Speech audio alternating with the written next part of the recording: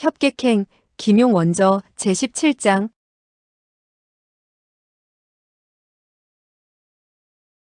뜨거운 차 한 잔 마실 시간이 흘렀을 때 끝내 석파천은 순수 추주 1초로 사도 방주의 오른손목을 찔렀고 사도 방주는 신음소리를 토해내며 물러섰다. 윽. 그는 왼손으로 오른손목을 움켜잡고 있었으며 오른손목에서는 피가 났다. 병기는 이미 바닥에 떨어져 있었다. 석파천은 즉시 뒤로 3걸음 물러섰다. 사도 방주는 멍하니 핏기 하나 없는 얼굴로 뭇 형제들의 얼굴을 하나하나 훑어보았다.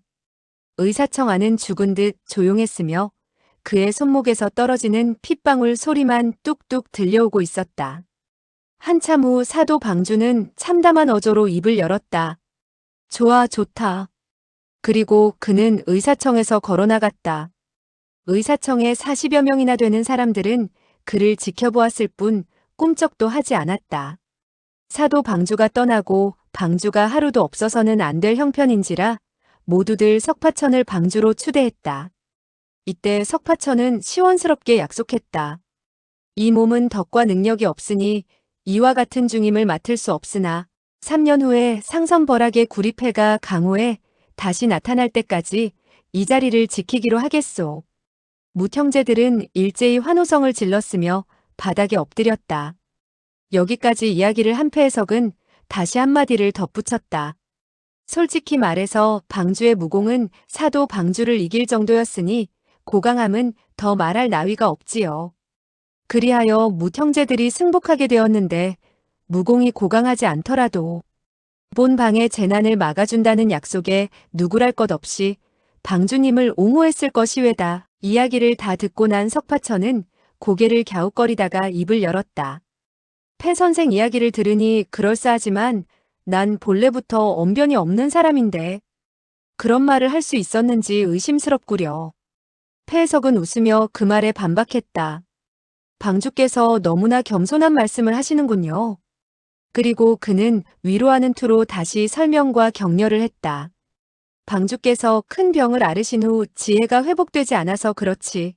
이후에 치유되면 언변이 뛰어나게 되어 본방에서는 물론 강호에서도 방주님을 따를 자가 없을 것이외단.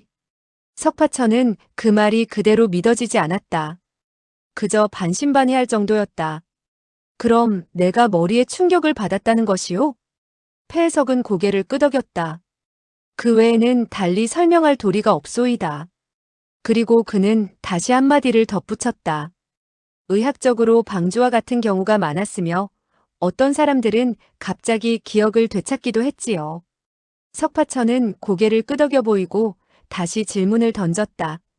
또 한 가지, 내가 구리패를 받겠다고 약속한 것을 방의 모든 형제들이 알고 있고 의심치 않는단 말이오? 패해석은 웃으며 고개를 끄덕였다. 그렇소이다. 사내 대장부의 일원은 중천금이라고 했소이다. 더구나 강호에서는 가장 의리를 중시하지 않소이까? 모든 형제들이 방주님을 믿고 있지요. 석파천은 혼자 중얼거리듯 말했다. 그래서 내가 몇 번 밖으로 나가게 되었을 때 당신들은 초조해하며 내가 돌아오지 않을까봐 겁을 내었구려. 패해석은 살짝 얼굴을 붉혔다. 방주께서 취임 이후 행하신 일들을 반대하는 사람이 없었소이다. 형제들에게 좀 엄하긴 했지만 모든 사람들은 방주께서 자기 목숨을 버리면서까지 무사람들의 생명을 구하겠다 하신 데 대해 고맙게 생각한 나머지 방주께서 하시는 일에는 전혀 개의치 않게 되었지요. 석파천은 잠시 생각해 본 후 말했다. 패 선생, 과거의 일을 나는 기억하지 못하겠소. 그러니 당신은 속이지 말고 내가 무슨 잘못을 저질렀는지 이야기해 보시오. 패해석은 미소를 지었다. 잘못이라고는 말할 수 없는 것이 왜다. 방주께서는 나이가 젊어 좀 풍류를 즐기는 편이지만 병폐가 될 수는 없소이다. 다행히도 그 여자들은 즐거이 응했고 강요한 일은 결코 많지 않았소이다. 따라서 장락방의 명성도 그렇게 높고 좋은 편이 아니라서 뭇 형제들은 그 소식을 듣고 모두들 웃고 말았지요. 석파천은 이마에 땀을 뻘뻘 흘리고 있었다. 패해석은 몇 마디 아무렇지 않게 하는 말이었지만 이 몇 년간 자기가 풍류죄를 얼마나 지었는지 짐작할 수 있었던 것이다. 그러나 그가 아무리 생각해보아도 정당 이외에 다른 여자와 애매한 관계가 있었다는 기억은 전혀 떠오르지 않았다. 그러다가 갑자기 그는 수아가 이 말을 듣게 된다면 자기를 어떻게 생각할까 하는 의구심이 솟아올랐다. 폐석은 다시 말을 이었다. 방주 속하가 한마디 당돌한 말씀을 올려도 되겠소이까? 석파천은 재빨리 말했다. 그렇지 않아도 폐 선생에게 가르침을 받으려던 참이니 말씀을 해주시구려. 솔직하면 솔직할수록 좋소이다. 장락방에서 남들에게 알릴 수 없는 장사를 하는 것은 피할 수 없는 형편이었소이다. 그렇지 않으면 이 많은 형제들이 어떻게 먹고 살 수 있겠소이까? 그리고 그는 잠시 여유를 두었다가 다시 말을 이었다. 우리들은 본래 백도에서 활약하는 호걸들이 아니니 위선에 찬 예의 같은 것은 지킬 필요가 없었지요.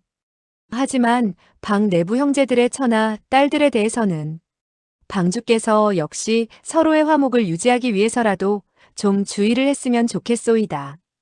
석파천은 그만 얼굴이 시뻘개지고 말았다. 그날 밤 전 향주가 자기를 찔러 죽이려고 했을 때 바로 그 이유가 자기의 처를 유혹했다는 것이 아닌가.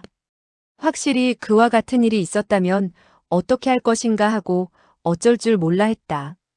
폐석은 다시 입을 열었다. 정불삼 노 선생은 성격이 괴팍하고 무공이 지극히 높소이다. 방주께서 그 손녀딸과 내왕하다가 장래에 져버리게 된다면 정노 선생이 가만히 있지 않을 것이 왜다. 방주께서는 그를 두려워할 필요가 없겠지만 한 명의 강적을 더 만들게 되는 결과가. 석파천은 불쑥 입을 열었다. 내가 어떻게 정소저를 져버린단 말이오?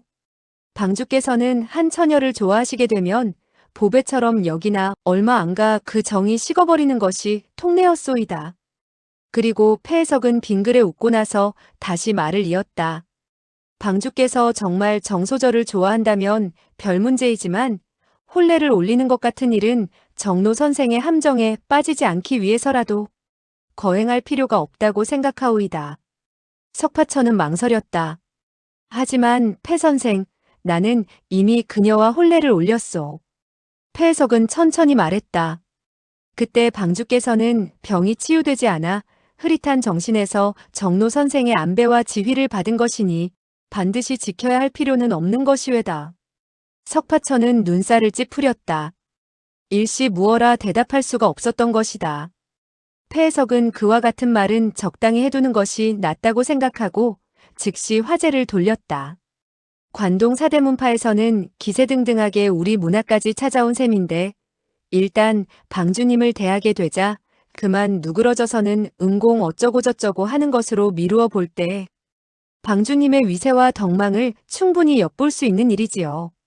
방주께서 무공의 진도가 기이하도록 빠른 것은 정말 기쁘고도 축하할 일이지만 도대체 어떻게 된 연고인지 모르겠군요. 석파천이 어떻게 힘써 정불사를 물리쳤으며 또 고3 등의 목숨을 구했는가 하는 일에 대해서 총타로 오는 도중에 관동의 군호들은 이미 과장하여 장락방의 무사람들에게 이야기한 상태였다. 폐해석은 석파천의 무공이 그토록 고강하리라고는 전혀 생각지 못했던 일이었기에 즉시 말을 슬슬 유도해서 그 까닭을 알아내고자 했다. 그러나 석파천 자신도 아리송한 일이라 어떻게 된 까닭인지를 설명할 수 없었다. 폐해석은 그가 이야기하고 싶어 하지 않는다고 생각하고 입을 열었다. 그 사람들은 무림에서 모두 퍽 명성이 있는 인물들입니다. 방주께서는 그들에게 커다란 은혜를 베풀었으니 이 기회를 빌려 그들을 포섭하여 본방을 위해서 힘을 바치도록 해야 할 것이 왜다. 그들이 만약 사도 전 방주의 일에 대해 묻는다면 방주께서는 그저 사도 전 방주가 이미 은퇴했다고만 하십시오. 그리고 속하가 조금 전에 말씀드린 경과는 그들에게 알려주지 마십시오. 그런 말씀을 했다가는 서로 좋을 것이 하나도 없소이다. 석파천은 고개를 끄덕였다. 폐 선생 말씀이 옳소이다. 몇 마디 환담을 주고받은 후 폐해석은 품속에서 한 장의 계산서를 꺼내 놓았다.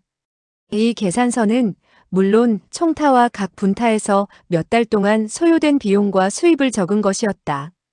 석파천은 그러한 사실에 대해 전혀 아는 바가 없어서 고개만 끄덕였다. 그런데 장락방에서 행한 어떤 일들은 바로 부모님들이 이 며칠간 말한 천리에 어긋나는 짓들이 아닌가. 그야말로 농림의 산채들이 금은보화를 가져다 주는 것도 알고 보면 도적질한 것을 서로 나누어 먹는 것에 지나지 않았다. 그와 같은 사실에 있어서 석파천은 뭔가 잘못되었다고 생각했으나 어떻게 지적해야 할지를 알지 못했다. 이날 밤 장락방의 총타 대청에서는 큰 연회가 베풀어졌다. 관동의 군호들을 대접하는 연회였다. 석파천과 폐해석 그리고 정당이 아래석에서 그들을 대접했다. 술이 새순배 돌았을 때 사람들이 서로 인사말을 하게 되었다. 범일비는 석파천을 향해 입을 열었다. 은공의 커다란 재주로 장락방을 이토록 흥왕하도록 다스렸으니 사도 형님께서도 아마 매우 기뻐하리라 생각이 드는구려. 폐해석은 그 말을 받았다. 사도 선배께서는 지금 낚시질이나 하고 화초를 심으며 지낼 뿐 어떤 사람도 만나보지 않는 형편이라 정말 여가를 편안하게 보내고 있지요. 따라서 폐방에 속된 업무에 관해 우리들 역시 감히 그 어르신께 고하지 못하고 있지요. 범일비가 막 다시 말을 꺼내어 케어묻고자 하는데 갑자기 호맹당의 부양주가 총총히 걸어들어와 폐해석에게 무어라고 귓속말을 했다. 폐해석은 웃으면서 고개를 끄덕이더니 석파천에게 입을 열었다. 방주께 알립니다. 설산파의 무제자들이 우리에게 사로잡힌 바가 있었소이다. 그런데 능소성에서 달려온 두 사람이 그들을 구하려다가 다시 우리에게 잡히게 되었다는구려.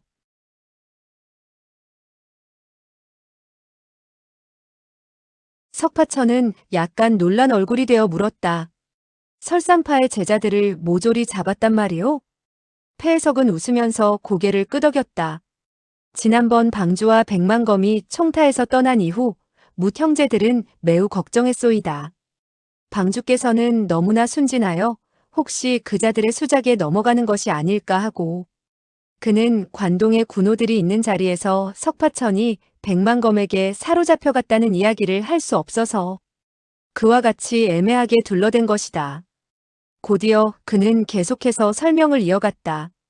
그리하여 장락방의 모든 형제들이 나서서 방주의 행방을 찾게 되었는데 당도현 부근에서 설산파의 제자 몇 명을 만나게 되었소이다. 살짝 조그만 계책을 쓴 결과 그들을 모조리 사로잡아 총타에 감금할 수 있었는데 애석하게도 기민하기 이를 데 없는 백만검은 그만 도망을 치고 말았지요.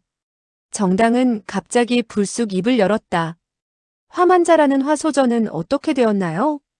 폐해석은 즉시 대답했다. 그 여인은 총타에 사로잡혀 있어. 범일비 등은 그와 같은 말을 듣고 속으로 깜짝 놀라마지 않았다. 설산파라면 무림에서 혁혁한 명성을 떨치고 있었다. 그런데 뜻밖에도 장락방의 수하들에게 그와 같은 참패를 당했다고 하니 제대로 믿어지지가 않았다. 폐해석은 다시 입을 열었다.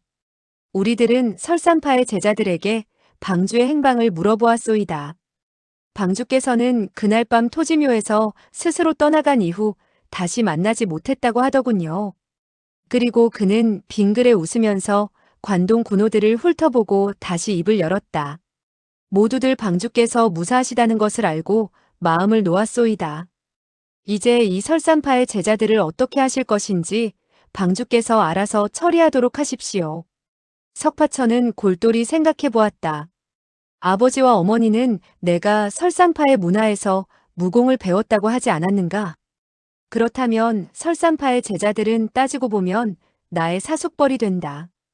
그들을 어찌 죽이거나 감금해 둘 수 있겠는가? 이와 같은 생각에 그는 입을 열었다. 우리와 설산파 사이에는 약간의 오해가 있지만 역시 그는 한마디 주어들은 풍월이 있어 그것을 말해보려 했으나 일시 생각이 잘 나지 않았다. 폐해석은 그 말을 얼른 받았다. 적을 친구로 대하도록 해야 한다는 것이겠지요? 석파천은 고개를 끄덕였다. 그렇소이다. 적이 되는 것보다는 친구가 되는 것이 낫소이다.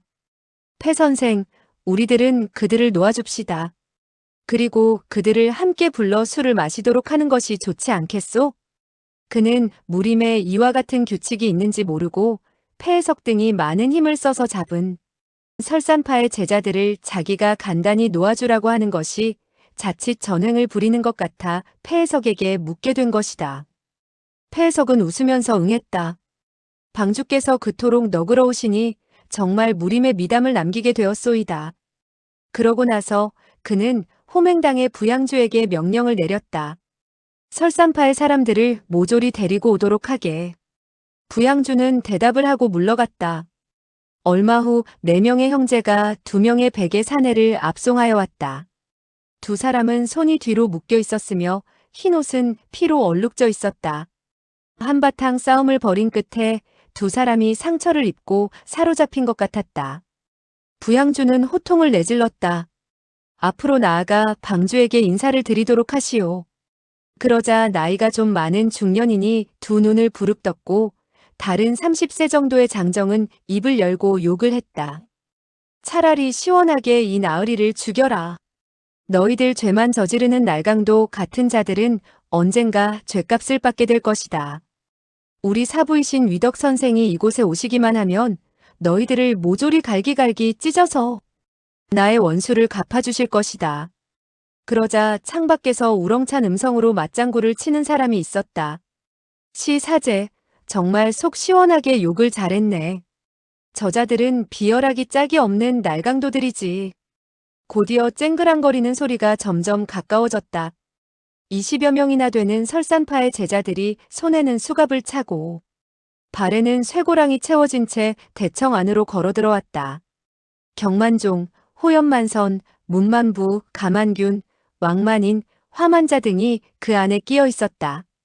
경공신법이 매우 뛰어나다는 왕만인도 이번에는 잡히고 말았다.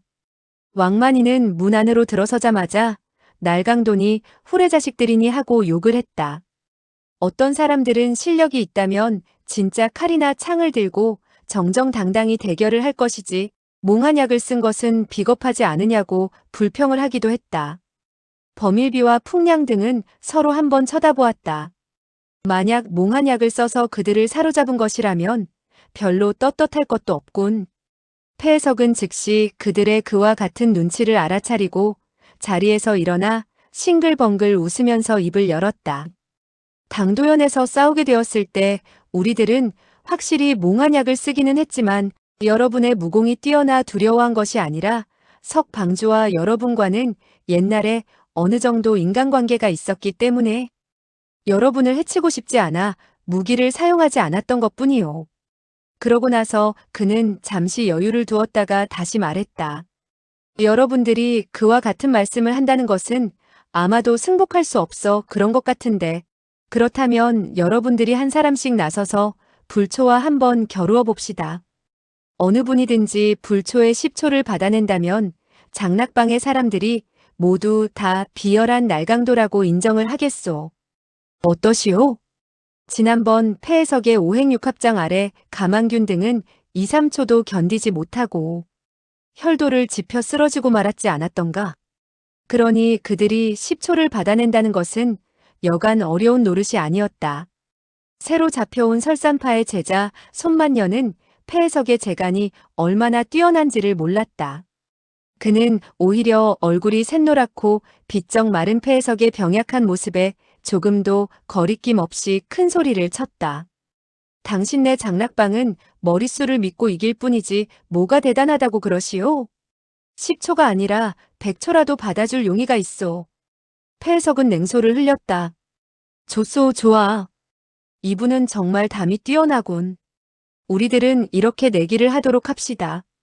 당신이 10초를 받아낸다면 장락방은 모두 비열한 날강도가 되지. 그러고 나서 그는 좀 더 엄한 어조로 물었다. 만약 노제가 10초 안에 지게 된다면 설산파가 바로 비열한 날강도라고 하는 것이 어떻겠소? 그러면서 그는 손만년에게 다가가 오른손을 슬쩍 떨쳤다. 그러자 손만년의 몸에 감겨있던 몇 가닥의 손가락처럼 굵은 삼배줄이 뚝뚝 끊어지고 말았다. 폐해석은 웃으면서 차분한 어조로 다시 말했다. 자, 손을 써보시지. 손만녀는 자기가 몇 번이나 끊으려고 힘을 주어 보았지만 꼼짝도 하지 않던 밧줄이 병약해 보이는 폐해석에 아무렇게나 하는 손짓에 간단히 끊어지자 그만 깜짝 놀라 안색이 획 변하고 말았다.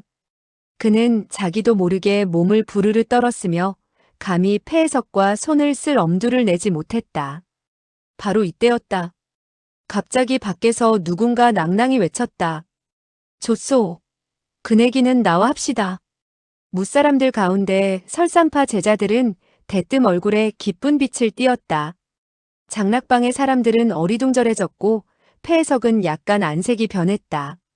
대청의 문이 활짝 열리더니 한 사람이 뚜벅뚜벅 걸어 들어왔다. 그 사람은 당당한 풍채에 훤칠한 키, 위엄이 가득 서린 얼굴로 바로 기한서북 백만검이 아닌가. 그는 폭언의 예를 표하더니 입을 열었다. 불초는 무공이 미흡하나 폐 선생에게 10초를 받아보도록 하겠소. 폐해석은 빙그레 웃었다. 안색은 여전히 침착했으나 속으로는 여간 겸연쩍은 것이 아니었다.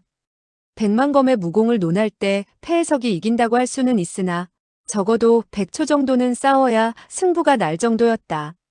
그러니 10초 안으로 이긴다는 것은 절대 있을 수가 없었다.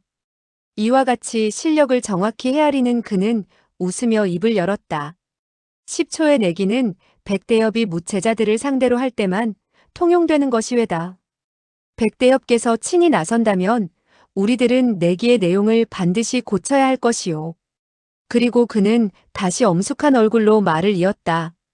백대엽이 만약 불초와 겨루겠다면 손이 상대방의 옷에 닿는 것으로 끝내는 조건이라 해도 2, 300초 안으로 승부를 낼 수는 없을 것이요. 백만검은 싸늘한 어조로 말했다. 원래 폐 선생은 한 번 말한 것을 지키지 않는 분이시구려. 폐해석은 소리내어 웃었다. 하타하, 내가 무공이 약하고 건방지며 무지한 젊은 사람들을 상대로 했을 때의 조건 이외다. 설마하니 백대엽도 그런 사람이란 말이오? 백만검은 무뚝뚝한 어조로 그 말을 받았다. 만약 장락방을 비열한 날강도라고 인정하게 된다면 불초는 무공이 형편없고 오만하며 무지한 자가 된다 해도 상관이 없소.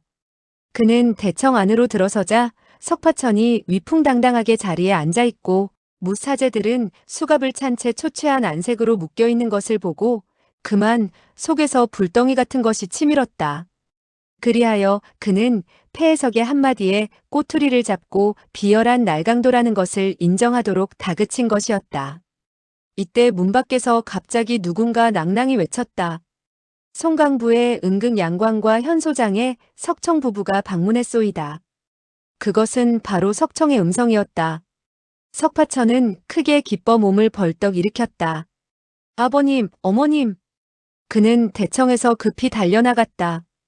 백만검의 곁을 지나치게 되었을 때 백만검은 석파천의 손목을 잡으려 했다. 너무나 재빠른 수법이어서 석파천은 전혀 방비를 하지 않은 탓에 그만 완맥을 움켜잡히게 되었다. 하지만 그는 부모님과 한시바삐 만나고 싶은 생각에 손을 획 뿌리쳤다.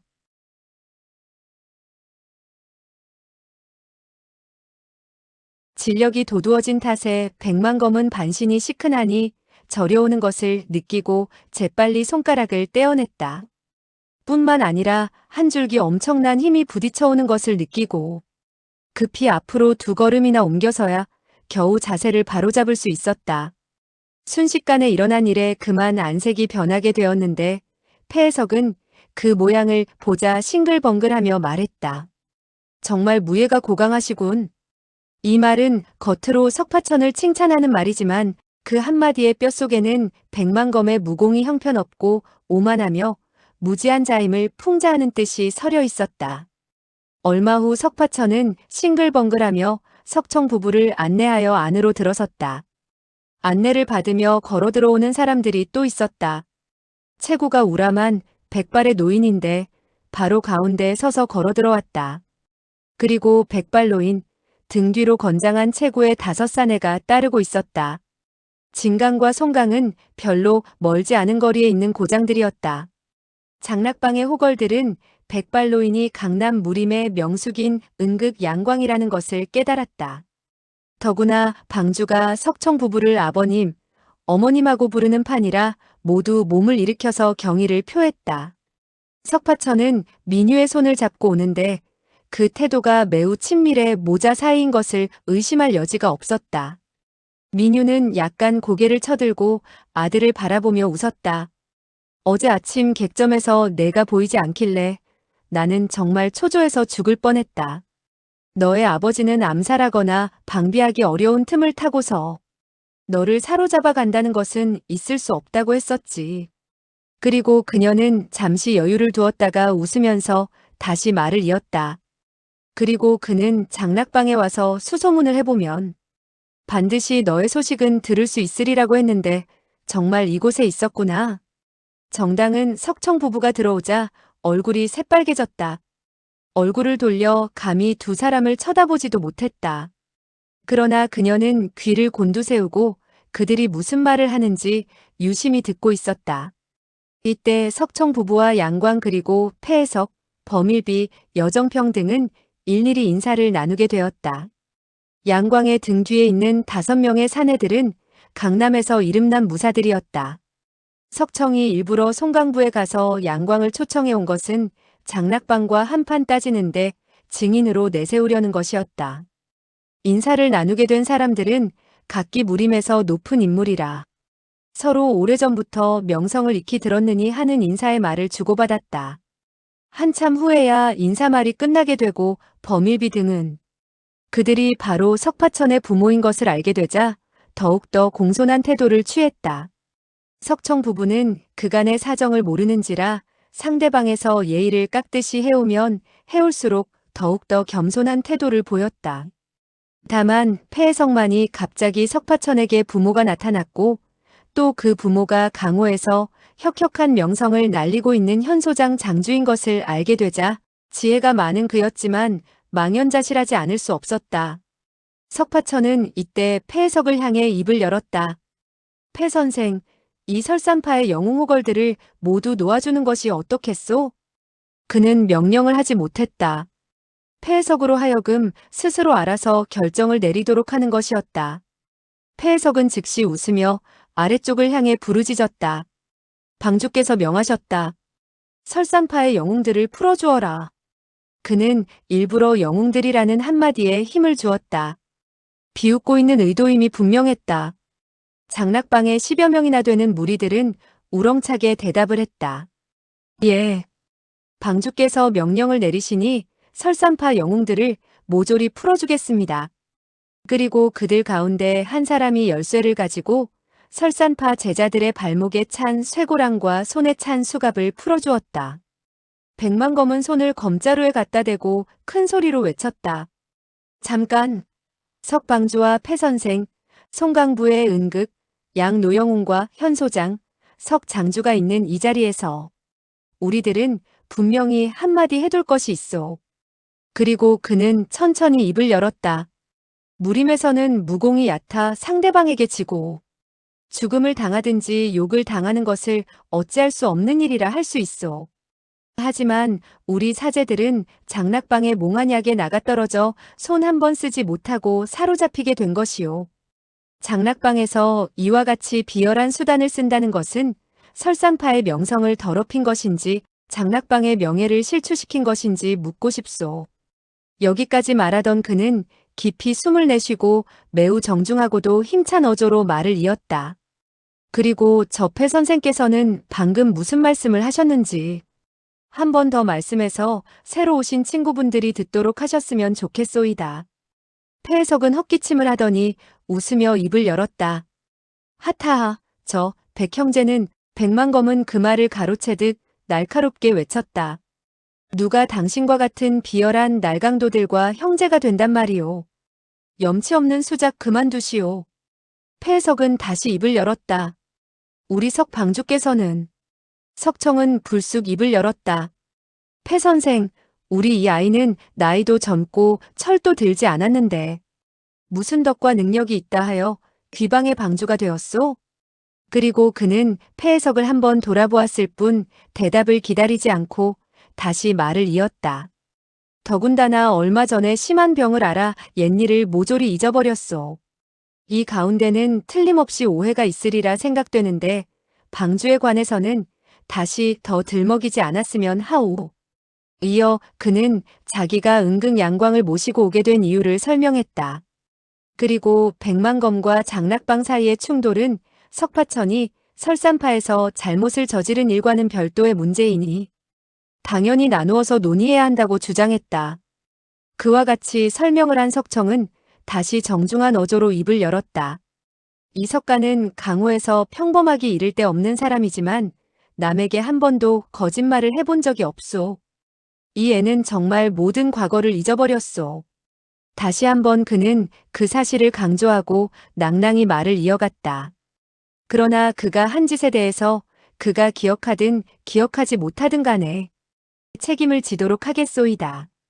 하지만 다른 사람이 그 이름을 빌려 한 짓은 우리 애와 아무런 관계가 없음을 설명하는 바이 외다. 대청에 모여있던 군웅들은 그만 어안이 벙벙해져서는 서로의 얼굴을 쳐다보았다. 그 누구도 이와 같은 뜻밖의 병고가 발생하리라고는 예측하지 못했던 것이다. 폐해석은 헛웃음을 흘리며 입을 열었다. 허허허허, 그게 무슨 말씀이오? 석장주.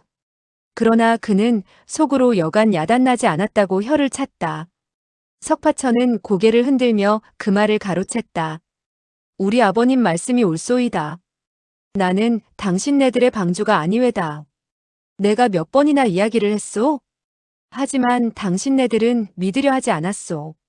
범일비는 정중하게 입을 열고 나섰다. 이 가운데 어떤 은밀한 사연이 있는지 이 형제는 자세히 듣고 싶소이다. 장락방의 방주가 사도행 형님이라는 것만 알았지. 언제 석 소엽으로 변했는지 모르겠으니 그 사연을 말씀해 주시겠소이까? 줄곧 아무 말이 없던 양광은 수염을 쓰다듬으며 천천히 입을 열었다. 백대엽도 너무 서두르지 마시오. 옳고 그름은 무림에서 자연 판명이 날 것이오. 그는 나이가 많았으나 말하는 소리는 우렁찼다. 간단한 한마디였지만 매우 위세가 높아 보여 다른 사람으로 하여금 승복하지 않을 수 없도록 만들었다. 한마디 운을 뗀 양광은 다시 입을 열었다. 모든 사실은 천천히 이야기하도록 하고 우선 저 몇 분의 손과 발에 채워져 있는 쇠고랑이나 먼저 풀어주도록 합시다. 장락방의 무리들은 폐해석이 고개를 끄덕이는 것을 보자 열쇠로 설산파 제자들의 손과 발에 채웠던 수갑과 쇠고랑을 일일이 풀어주었다. 백만검은 석청과 양광 두 사람의 말투를 듣고 자기에게 조금도 적의가 없다는 것을 깨달았다. 더군다나 폐해석에게 따지려는 듯한 의도인 것을 보고 천만 뜻밖이라는 생각이 들었다. 그와 그의 무사제들은 장락방에게 사로잡혀 그야말로 외로운 처지였다. 폐해석을 비난하고 도전을 했지만 체면을 세우기 위해서 어찌할 수 없었던 행동이기도 했다. 설산파의 명망을 생각하여 난도질을 당해 죽는 한이 있더라도 치욕을 참을 수 없다고 여겼던 것이다. 그러나 이길 자신은 반푼어치도 없었다. 폐해석 혼자만 하더라도 자기가 이길 수 있을 것 같지 않았다. 그런데 뜻밖에도 석청 부부와 양광이 느닷없이 들이닥침으로써 그에게 일대 전기를 안겨다 준 셈이 되었다. 따라서 그는 아무 소리 하지 않고 폐해석이 어떻게 대응해 나갈 것인가 조용히 지켜만 보았다. 이때 석청은 설산파의 제자들 몸에 채워졌던 수갑과 쇠고랑이 풀어지게 되고 다시 자리에 앉혀진 것을 확인한 후 입을 열었다. 폐 선생, 우리 애는 아직 철도 들지 않았는데 귀방의 방주가 된 것은 천하 영웅들의 비웃음을 사게 되지 않겠소? 그리고 그는 슬쩍 양광 등 자기가 데리고 온 무사들에게 시선을 던진 후 다시 말을 이었다. 오늘 양노영웅과 강남 무림의 친구들 그리고 백대현 및 설산파의 사형제들 뿐만이 아니라 관동 사대문파의 여러분들이 계신 이 자리에서 분명히 해두는 것이 좋겠소이다. 이어 그는 선포하듯 더욱 언성을 높였다. 우리의 석중옥은 이후 장락방과 반푼어치의 관계도 맺지 않을 것이나 최근 몇 년간 그가 저지른 일은 물론 모두 해결을 지어드리겠소이다. 그러나 아까도 말씀을 드린 것과 같이 좋은 일도 더 말할 나위가 없지만 다른 사람이 그의 이름을 빌려 나쁜 짓을 했다면 결코 억울하게 누명을 덮어쓰고 있지 않겠다는 것이 왜다. 폐해석은 빙그레 웃더니 입을 열었다. 석 장주께서 그와 같은 말을 하는 데는 저로서는 어리둥절할 뿐입니다. 석 방주가 폐방의 방주가 된 것은 이미 3년이란 세월이 흘러간 것이고 결코 일조일석에 이루어진 것이 아니오이다. 어험. 그는 말을 하다 말고 기침을 했다. 그리고 그는 좀 더 차분한 어조로 말을 이어갔다. 우리들은 방주에게서 강호의 명성을 떨치게 된 현소쌍검이 우리 방주의 부모라는 이야기를 들어본 적이 없소이다. 이어 그는 석파천에게 고개를 돌리고 물었다. 방주, 왜 진작 그런 말씀을 하지 않았소이까? 그렇지 않으면 현소장이 이곳에서 멀지 않으니 방주직에 앉게 되었을 때 우리들은 영존과 자당을 이곳으로 모셔와 관례토록 하였을 것이 왜다.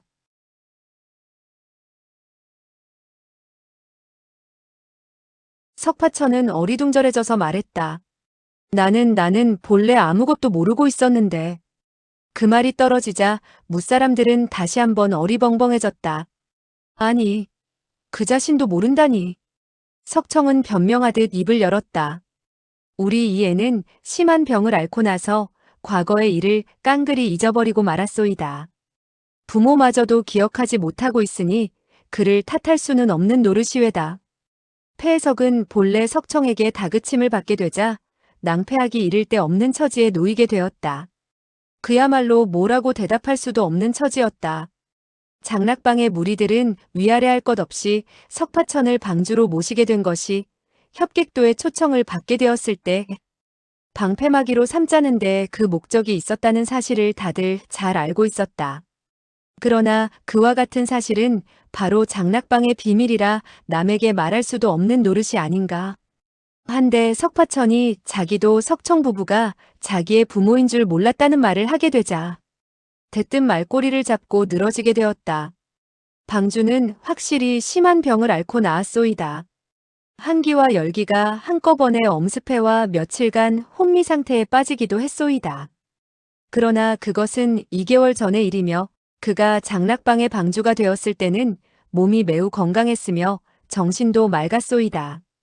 그리고 그는 여러 사람을 돌아보며 다시 말을 이었다. 그렇지 않으면 한자루 장검을 들고 사도 전방주의 비조를 상대로 어떻게 100여 초나 싸울 수 있었겠으며 무공으로 사도 전방주를 패배시키지 않았더라면 또 어찌 방주 직위에 올라설 수 있었겠느냐 하는 것이 왜다. 석청과 민유는 아들에게 그와 같은 사실을 들어본 적이 없었던 터라 매우 의아하게 생각했다. 민유는 슬쩍 석파천에게 물었다. 얘야, 도대체 어떻게 된 노릇이냐? 폐해석은 그와 같은 한쪽의 동태를 무시하고 다시 입을 열었다. 우리는 방주의 성씨가 석씨이며 이름자가 파천이라는 것을 알았을 뿐 석중옥이라는 이름도 바로 백대엽과 석장주 입으로부터 들은 것이 왜다. 따라서 혹시 석장주께서는 사람을 잘못 알고 계신 것이 아닌지 물어보고 싶소이다. 민유가 노해 부르짖었다. 내가 친히 낳은 아들을 어찌 잘못 볼 리가 있겠어요? 평소 매우 단정하고 예의 바른 그녀였다. 그러나 폐해석이 그와 같은 말을 하자 참을 수 없어 노기가 끓어오른 것이다. 석청은 폐해석이 물고 늘어지려고 하지만 끝내 밝혀지리라 믿어 의심치 않았다.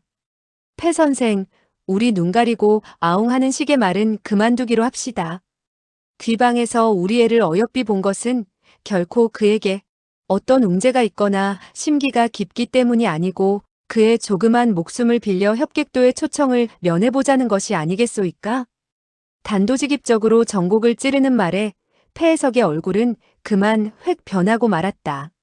매우 노련한 그였지만 몇 번이나 헛기침을 하고 겨우 쓴웃음을 지으며 시간을 끌 수밖에 없었다. 이때 갑자기 한 사람이 껄껄 웃으며 입을 열었다. 하타하하, 여러분들은 협객도의 초청을 기다리고 있는 것인가 보구려. 좋소이다. 동패는 바로 이곳에 있소이다. 갑자기 대청 한복판에 두 사람이 모습을 드러냈다. 한 사람은 뚱뚱하고 한 사람은 비쩍 말랐다. 옷차림은 매우 화려했는데 두 사람이 언제 나타났는지 그 누구도 알아차리지 못한 것이었다. 석파천은 대뜸 두 사람을 알아보고 크게 기뻐서 부르짖었다. 큰형님, 둘째 형님. 며칠 만나지 못했는데 그동안 안녕하셨소이까? 석청 부부는 그에게 장삼, 이사와 더불어 결의 형제를 맺은 사실을 들은 적이 있었다. 그렇기 때문에 그가 큰형님과 둘째 형님을 부르게 되었을 때 깜짝 놀라고 말았다. 그러나 석청은 재빨리 정신을 가다듬고 말했다. 두 분께서는 마침 잘 오셨소이다. 우리들은 그렇지 않아도 장락방주의 신분에 관한 일을 논의하고 있었는데 두 분께서 오셨으니 증인이 되어 주십시오. 이때 석파천은 장삼과 이사 곁으로 다가서서 두 사람의 손을 잡는 등 매우 다정하고 친절하게 굴었다. 장삼은 싱글벙글하며 말했다. 셋째, 자네의 장락방 방주는 아마 가짜일걸? 민유는 자식의 생사 문제가 바로 이 순간에 걸려있다고 느낀 나머지 얌전하고 말이 없는 평소와는 달리 적극적으로 나서지 않을 수 없었다. 맞아요. 장락방의 방주는 사도행사도 방주입니다. 그들은 우리 애를 속여 재난을 막으려 하고 있는데 그것을 진실이라고 받아들일 수는 없는 일이에요. 장삼은 이사에게 물었다. 둘째, 자네 의향은 어떤가? 이사는 음산한 어조로 말했다. 응당 본래의 주인을 찾아야겠지. 장삼은 싱글벙글했다. 그렇지. 우리 세 사람은 결의 형제를 맺은 사이가 아닌가. 생사고락을 함께하기로 했는데 장락방에서 우리 셋째 아우로 하여금 방패막이로 삼는다면 우리 형제 두 사람의 체면을 깎는 일이 아니고 무엇이겠는가? 군웅들은 장삼과 이사가 갑자기 모습을 드러내게 되었을 때부터 이미 두 사람의 무공이 기이할 정도로 높다는 사실을 알았다. 거기다가 두 사람의 모습을 보고 바로 30년 전 무림에서 이야기만 듣고도 얼굴빛이 변했다는 상선벌악의 두 사자인 것을 깨달았다. 따라서 모두 그만 등골이 오싹해져서는 입을 열지 못했다. 폐해석과 백만검과 같은 고수도 그만 가슴이 두근거리는 것을 금할 수가 없었다. 더군다나 그들이 석파천과 형님임내 동생임내 하고 칭하는 것을 보고서는 궁금하게 여기기도 했다. 장삼은 다시 입을 열었다. 우리 형제 두 사람이 명을 받고 사람들에게 청해 동지 팥죽을 먹자고 하는 것은 호의에서 비롯된 것인데 어찌 된 것인지 모두들 얼굴을 내밀려고 하지 않고 이러쿵 저러쿵 거절을 하신단 말씀이야. 이러니 무슨 흥이 나야지. 그리고 그는 다시 주위를 돌아보며 입을 열었다. 거기다가 우리가 모시고자 하는 사람은 바로 각 대문파의 장문인이 아니면 대방의 방주 나으리, 대교의 교주 등이며 어지간한 사람은 두 조각의 동패가 전해지지도 않는단 말씀이야. 좋아, 좋아, 좋아. 그는 잇따라 3번이나 좋다고 하면서 범일비, 여정평, 풍량, 고삼낭자 4사람의 얼굴을 살펴보았다. 4사람은 그만 가니 콩알만해졌다. 장삼의 시선이 고삼낭자에게 머물게 되었을 때 좀 더 여유를 두는 것 같았다. 이어 그는 싱글벙글하면서 다시 한마디를 덧붙였다. 매우 좋아. 범일비 등은 자기네 관동 사대문파의 장문인들도 이번에는 초청을 받게 된 모양이라는 것을 깨달았다. 그렇기 때문에 장삼이 잇따라 4번이나 매우 좋아하고 소리친 것이 아니겠는가. 즉, 이것은 멀리 관을까지 달려갈 필요 없이 이곳에서 초청할 수 있게 되어 좋다는 뜻이라고 볼 수밖에 없었던 것이다. 고삼낭자는 큰 소리로 부르짖듯 물었다. 당신은 이 늙은이에게 매우 좋다라는 말을 잇따라 한 것 같은데 그게 무슨 뜻인가요? 장삼은 싱글벙글하면서 말했다. 매우 좋은 것은 바로 매우 좋은 것이요. 또 다른 뜻이 있겠소? 고삼낭자는 호통을 쳤다. 살리든 죽이든 당신 마음대로 하시오. 난 동패를 받을 수 없소. 말이 끝나기가 무섭게 그녀는 오른손을 한번 떨쳤다. 휙휙 하는 소리와 더불어 두 자루의 비도가 장삼에게 날아갔다. 무사람들은 깜짝 놀라고 말았다. 사실 고삼낭자는 성질이 나빴지만 심기가 전혀 없는 사람은 아니었다. 두 사자가 동패를 전해준다면 어쨌든 피할 수 없는 액난이라고 생각하지 않을 수 없었고, 지금 이곳에 많은 고수들이 있으니 자기가 달려든다면 모두 똑같이 적개심을 품고 함께 달려들지 모른다는 계산에서였다. 한데 바로 이때 석파천이 부르짖었다. 형님 조심하십시오. 장삼은 웃으며 응수했다. 상관없네. 동시에 그는 소매자락을 가볍게 떨쳤다. 순간 노란 물체가 날아나와 각기 두 자루의 비도를 맞는 것이 아닌가. 챙, 챙.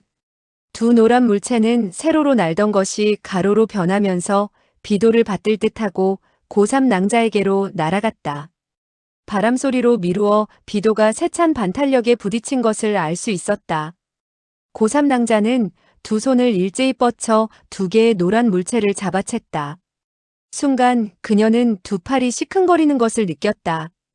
온몸 전체가 다 저려왔다. 그녀는 황망히 고개를 숙이고 내려다보았다. 그 순간 그녀는 간담이 서늘해져 훅하니 찬 기운을 들이마셔야 했다. 비도를 받들 듯 하고서 날아든 물체는 바로 동패였다. 고3 낭자는 이미 선악 두 사자의 규칙을 잘 알고 있었다. 손을 뻗쳐 두 패를 받기만 한다면 협객도의 초청에 응해야 한다는 사실을 잘 알고 있었다. 그러니 이제는 거절하려야 거절할 수가 없었다. 안색이 창백해지고 온몸을 부들부들 떨면서 바람 빠진 웃음을 터뜨렸다.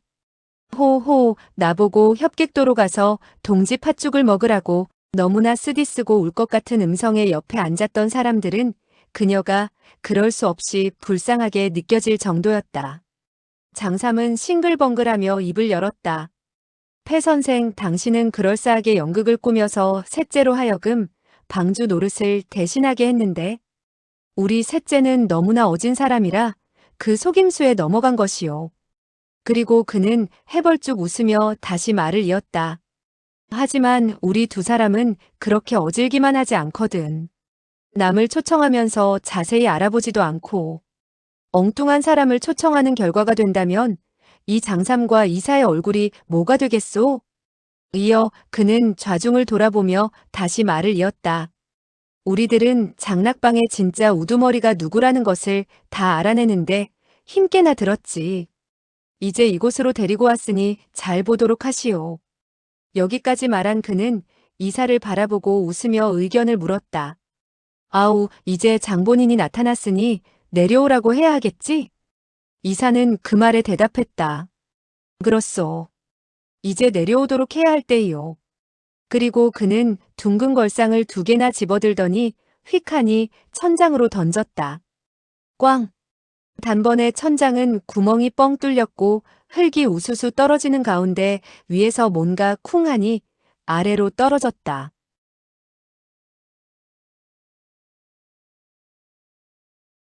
연회석 앞에 뚝 떨어졌기 때문에 군호들은 한 걸음씩 뒤로 물러섰다. 한대 위에서 떨어진 것은 바로 사람이었다. 그 사람은 웅크린 채 바닥에 엎드려 있었다. 이사는 식지로 가볍게 지풍을 퉁겨냈다. 찍찍하는 소리와 더불어 그 사람의 혈도가 풀어졌고 그 사람은 천천히 몸을 일으키며 두 눈을 부볐다. 그리고 어리둥절하여 사방을 돌아보는 것이 아닌가. 무사람들은 갑자기 놀람에 찬 소리를 내질렀다. 바로 그다. 이게 어떻게 된 노릇이지? 정말 이상한 노릇도 다 보겠네. 무사람들은 이사가 허공을 격하고 지풍을 뻗쳐내 몇 자박 타인의 혈도를 푸는 고심한 무공은 들어만 보았지. 일찍이 본 적이 없는지라 경악하지 않을 수 없었다. 거기다가 하늘에서 떨어지듯 나타난 사람은 바로 이목구비가 석파천과 똑같은 젊은이였다. 그 젊은이는 화려한 비단 옷차림을 하고 있어서 더욱 의아한 감을 금할 수 없었다. 한데 그 젊은이는 이때 떨리는 음성으로 물었다. 도대체 당신들은 나를 어떻게 할 작정이오? 장삼은 웃으며 그 사람에게 말했다. 석방주, 양주기원에 파묻혀 수개월 동안 보내느라 재미가 좋았던 모양이오만 패 선생은 곳곳으로 당신을 찾다가 못 찾자. 다른 사람을 내세워 방주 노릇을 하게 한 것이네. 그리고 그는 똑바로 그를 바라보며 입을 열었다. 그러나 협객도 사자들의 이목은 속일 수 없지. 자, 우리들은 당신을 협객도로 초청하여 동지 팥죽을 대접하고 싶은데 가시겠는가? 말을 하는 한편 그는 소매자락에서 2개의 동패를 꺼내 손에 들었다. 젊은이는 얼굴에 두려운 빛을 띠고 급히 2걸음 뒤로 물러서며 떨리는 음성으로 말했다. 나는 갈 수 없소. 왜 내가 가야 합니까? 석파천은 의아하여 물었다. 큰형님, 이게 어떻게 된 노릇이지요? 장삼은 웃으며 되물었다. 셋째, 이 사람의 모습이 자네와 닮았다고 생각하지 않는가? 장락방에서 이 사람을 방주로 내세운 것은 그로 하여금 동패를 받도록 하자는 데 목적이 있었네. 그리고 그는 폐해석을 한번 바라보며 다시 설명을 했다. 그런데 이 사람은 겁을 집어먹고 숨어버린 것인데 폐 선생이 어쩔 수 없이 자네를 속이고 이곳으로 데리고 와. 이 사람을 대신케 한 것이라네. 이어 그는 약간 정색을 하고 석파천에게 물었다. 진짜 방주를 찾아냈으니 자네는 방주 노릇을 못하게 되었네. 우리를 원망하지 않겠지? 석파천은 고개를 가로저으며 한참 그 사람을 바라보았다. 어머님, 아버님, 띵땅, 폐 선생. 난 이미 여러분들이 나를 잘못 보았다고 말하지 않았소이까? 난 방주가 아니고 이 사람이 진짜 이외다. 민유는 한 걸음 나아가며 떨리는 음성으로 그 젊은이에게 물었다. 내가 오기냐? 젊은이는 고개를 끄덕이며 대답했다. 어머니 그리고 아버지 2분 다 여기 계시는군요. 이때 백만검은 한 걸음 나서며 싸늘한 어조로 입을 열었다. 너는 아직도 나를 기억하고 있겠지? 젊은이는 고개를 숙였다. 백사숙 그리고 여러 사숙께서도 모두 오셨군요. 백만검은 싸늘히 냉소를 흘렸다. 우리 모두 왔다. 너를 데려가려고 말이다. 폐해석은 이들이 하는 양을 지켜보고 있을 뿐 말이 없다가 그제야 눈살을 찌푸리며 입을 열었다. 2분의 모습이 비슷하고 몸매와 나이도 한 틀에서 나온 듯 같으니 어느 분이 본방의 방주인지 나로서는 알아볼 수가 없구려. 그리고 그는 한숨을 쉬며 입을 열었다. 진정 이 세상에는 별 희한한 일도 다 많군. 당신이 바로 석방주인가 보구려. 그렇소? 젊은이는 고개를 끄덕였다. 한마디로 다 말씀드릴 수 없소이다. 나중에 다 말씀을 드리지요. 갑자기 대청안은 조용해졌다. 무사람들은 석파천과 석중옥을 번갈아 바라보았다. 아닌 게 아니라 2 사람은 쌍둥이처럼 닮았다. 그러나 2 사람을 같이 세워놓고 비교하자니 역시 궁극적으로 크게 다른 점도 있었다. 석파천은 안색이 거무틱틱하고 눈썹이 굵은 데 비해 석방주는 눈썹이 여자처럼 고울 뿐 아니라 허여말쑥한 얼굴이라 할 수 있었다. 하지만 동시에 모습을 드러내지 않는다면 좀처럼 분별하기가 어려울 것 같았다. 이때 갑자기 민유는 흐느끼기 시작했다. 백만검은 퉁명스러운 어조로 입을 열었다. 다른 것은 몰라도 다리에 있는 검상은 같을 수가 없지. 여기에는 반드시 어떤 곡절이 있을 것이요. 정당 역시 참을 수 없다는 듯이 나서서 입을 열었다. 이 사람은 가짜예요. 진짜 천오라버니는 왼쪽 어깨 위에 상처 자국이 있어요. 석청 역시 많은 의혹을 느끼고 있었다. 나의 아들은 어릴 적에 암기를 맞은 적이 있어. 그리고 그는 석파천을 가리키며 입을 열었다. 이 젊은이의 몸에도 그와 똑같은 상처가 있으니 누가 가짜이고 누가 진짜인가는 조사해보면 금방 알게 될 것이요. 무사람들은 석파천을 한번 바라보았다가 다시 화려한 복장의 젊은이를 바라보곤 했다. 모두들 의심을 좀처럼 떨쳐버릴 수가 없었다. 이때 장삼은 소리내어 껄껄 웃었다. 석방주로 만들 바에야 똑같이 만들어야 할 것이 아니겠소? 진짜의 몸에 흉터가 있다면 가짜의 몸에도 흉터가 있어야 하는 법. 그리고 그는 폐해석을 가리키며 다시 입을 열었다. 폐 의원은 착수해춘이란 아호를 가지고 있어. 그와 같은 아호가 허명만으로 얻은 것이 아닐 것이요.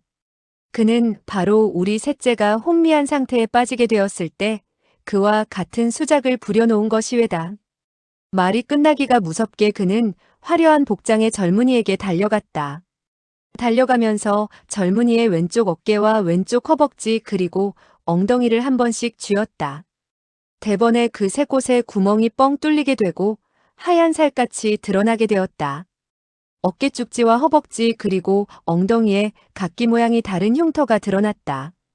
백만검이나 석청 그리고 정당이 말한 것도 맞아떨어진 것이다. 무사람들은 자기도 모르게 아하는 소리를 내질렀다.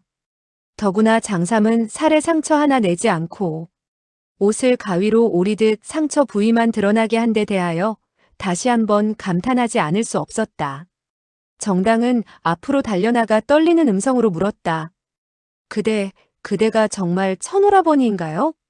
진짜 석방주라는 젊은이는 씁쓸하게 웃었다. 띵땅, 이 며칠간 당신을 만나보지 못했지만 난 그대를 얼마나 생각했는지 모른다오. 하지만 그대는 나를 깡그리 잊고 있었구려. 나를 알아보지도 못하다니. 그리고 그는 한숨을 내쉬며 다시 말했다. 하지만 난 천년만년이란 세월이 흐른다 해도 그대를 알아볼 수 있을 것이오. 정당은 너무나 기뻐 눈물마저 흘렸다. 그대야말로 진짜 천오라버니군요. 저 고약한 사기꾼 같으니. 그러니까 어찌 진심에서 우러나오는 말을 할 수 있었을라고? 하마터면 속을 뻔했군요. 그러면서 그녀는 석파천을 노려보며 자기도 모르게 석방주의 손을 잡았다. 석방주는 그녀의 손을 꼭 쥐어주며 미소를 지어 보였다. 정당은 그만 둥실 허공에 뜨는 기분이 되어 어쩔 줄을 몰라 했다. 석파천은 두 걸음 앞으로 다가서며 입을 열었다. 띵땅, 나는 이미 당신에게 내가 당신의 천오라버니가 아니라고 말을 했었소. 당신은 나에게 화를 내고 있는 것이오? 갑자기 철썩하는 소리와 더불어 그는 얼굴이 화끈 달아오르는 것을 느꼈다. 어느새 한 대의 따귀를 얻어맞은 것이었다. 정당은 누기등등해서 외쳤다. 이 사기꾼, 아이고 아야. 그러면서 연신 그녀는 손을 떨었다. 원래 그녀는 매우 힘을 주어 석파천의 따귀를 갈겼던 것이지만 도리어 석파천의 내력이 반탄되어 옴으로써 그녀의 손바닥에 엄청난 고통을 안겨준 것이다. 석파천은 침울한 어조로 말했다. 띵땅, 난 당신을 일부러 속인 것이 아니오. 정당은 다시 셀쭉한 얼굴이 되어 그를 노려보며 부르짖었다. 흉터를 날조해놓고서도 고의가 아니라고? 그렇다면 사실을 왜 진작 말하지 않았느냔 말이에요? 석파천은 고개를 가로저었다. 그건 나도 몰랐소. 정당은 발을 동동 구르며 외쳤다. 이 거짓말쟁이 사기꾼. 저리 가요. 그녀의 고운 얼굴이 새빨갛게 상기되었다. 석파천의 눈에서는 금방이라도 눈물이 떨어질 것 같았다. 그러나 그는 억지로 눈물을 참고 한편으로 물러섰다. 석청은 고개를 돌리고 폐해석에게 물었다. 폐 선생, 저 젊은이는 어디서 데리고 온 것이며 우리 애는 또 왜 강제로 방주 자리에 앉히게 되었는지 많은 무림 친구들이 있는 이 자리에서 모든 사람이 의구심을 풀 수 있도록 해주시오. 폐해석은 느릿한 어조로 말했다. 이 젊은 양반은 석방주와 모습이 똑같았소. 석방주의 부모님이 되는 현소쌍검도 분간하지 못했으니 우리들이 잘못 알아보았다고 해서 탓할 수는 없을 것이오. 석청은 그 말에도 일리가 있다고 고개를 끄덕였다. 민유는 이에 반박하고 나섰다. 우리들은 우리 애와 헤어진 지 10년이나 됐어요. 거기다가 한참 자라나는 애들이니 알아보기가 어렵죠. 그리고 그녀는 힐난하듯 다시 말을 이었다. 하지만 폐 선생은 우리 애와 몇 년을 같이 생활했는데도 폐 선생같이 똑똑하신 양반이 몰랐다는 것은 이해할 수 없네요. 폐해석은 기침을 하며 말을 더듬거렸다. 꼭 알아볼 수 있으리라는 법은 없지 않소. 그날 그는 마천회에서 석파천을 발견한 순간 석중옥이 아닌 것을 알았다. 석중옥을 찾지 못해 마음이 초조해져 이런저런 궁리를 하던 중 문득 묘한 착상이 떠올랐다. 바로 석파천으로 대체하자는 영감이었다. 거기다가 석파천이 멍청한 데가 있는지라 안배하기가 비교적 쉬웠다. 그러나 지금 그로서는 그와 같은 사연과 의도를 말할 수는 없었다.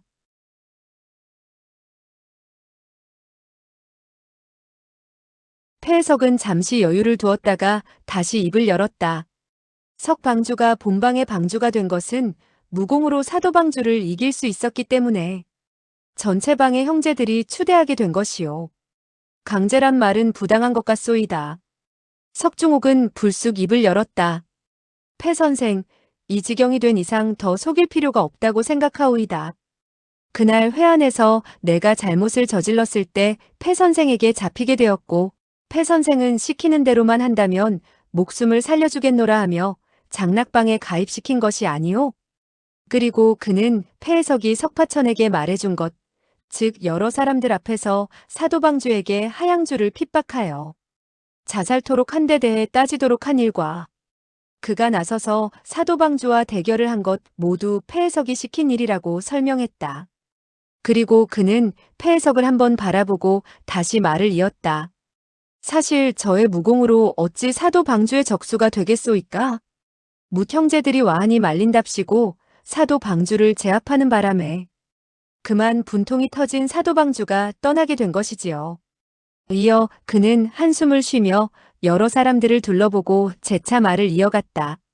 그리고 그 후 모든 일에 있어서 나는 폐 선생의 분부만 따르게 된 것이고, 그러다 보니 너무나 재미가 없어 양주로 도망을 쳐 인생을 즐겼던 것인데 그만 저 두 노형에게 영문도 모른 채 이곳으로 잡혀오게 되었소.